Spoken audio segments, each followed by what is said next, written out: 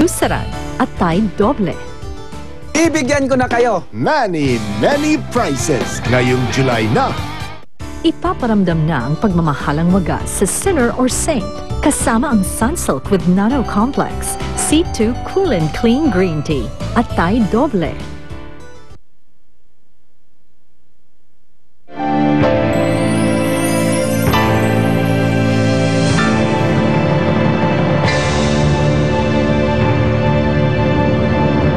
Tinatawag ka dun sa loob. Nandyan yung mga BOD. Nakalagay dito sa records book na tinangka mong tumakas. Ibig sabihin nito, hindi ka na pwedeng mag-apply ng parol. Gusto mo bang makabawi kay Noemi? Binubulok na si Noemi sa correctional, di ba? Pero yung anak niya nagpapasarap dito sa labas, ha? Kung hindi natin makanti yung nanay, sa anak ni Noemi tayo gaganti. What's her name again? Noemi. Sabi ng mami ni Raul, nakakulong daw siya ngayon sa correctional. Sinikreto siya sa akin ni Raul. Kung bakit, yun ang kailangan kong malaman. Mrs. Marcelo, ito na ho si Noemi. Kamag-anak niyo si Raul? I'm his wife. In Tagalog, ako ang asawa niya.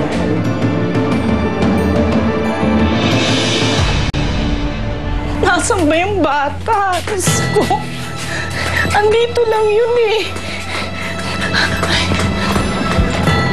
Anak. Nay, ano ang nangyari? Bakit ako pinauwi kagad? Ikang, yung anak ni Noemi, Ano ang nangyari, Nay? Nagkasakit? nawawala. Ano?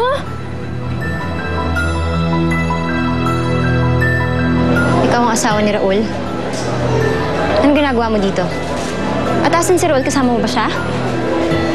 He's not here. He doesn't even know I'm here.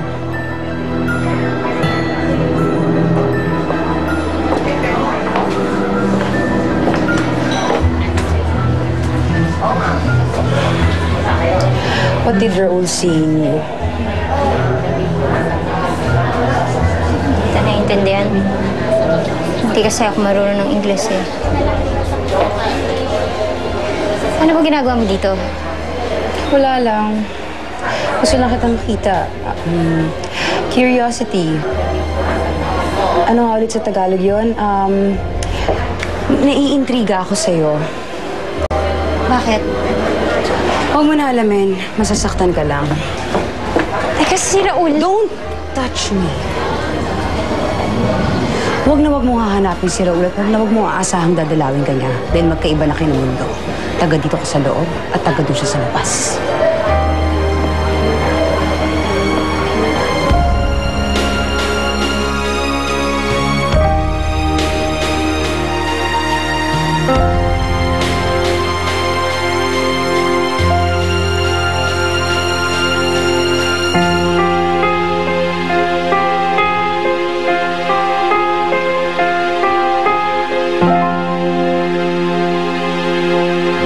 Pero paano nawala yung anak ni Noemi, Nay?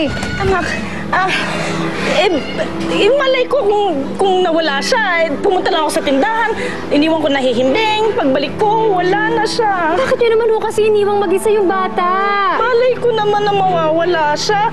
Baka nahulog, tas gumapang. O kaya biglang tumayo, naglakad. Nay naman, sanggol yung bata. Paano makakatay mag-isa yun? Baka yung mga kapitbahay natin. Alam mo naman, yung mga tao dito labas-pasok sa bahay. At saka malalaman mo na lang na hiniram nila yung kawali pag sinoli na. Sana nga, Nay. Sana nakatuwaan lang nila yung bata. Kasi kung hindi, naku, lagot ako nito kay Noemi.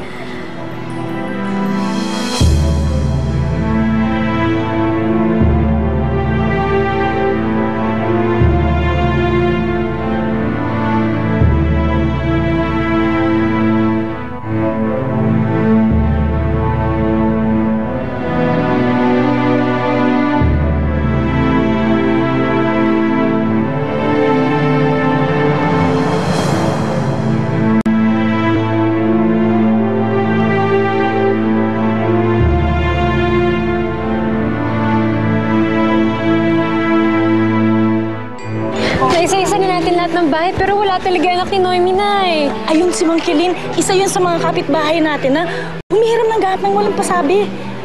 Wala naman akong alam na may bata sa kanila. Malamang yun yung anak ni Noemi. Ay, salamat sa Diyos. Kayo naman mangkiling, nasa inyo lang pala yung bata eh. Teka. Bakit mo kukunin ang apo ko? Anak ito ng panganay ko nagtanan. Kababalik lang nila sa bahay. Kung wala sa mga pakilamera nating kapitbahay yung bata, nawawala na nga siya. Pero sino naman ang magkaka-interes sa anak ni Noemi? Alam ko na, Nay. Alam ko na kung sino pwedeng nagka-interes sa anak ni Noemi. Tara. Isay, yung may asawa na nobyo mo. Sinabi mo sana sa akin. Lupakan ko sana. Oh. Bakit daw nagpunta dito? Pinapunta ba ni Raul? Kapal naman nun ah.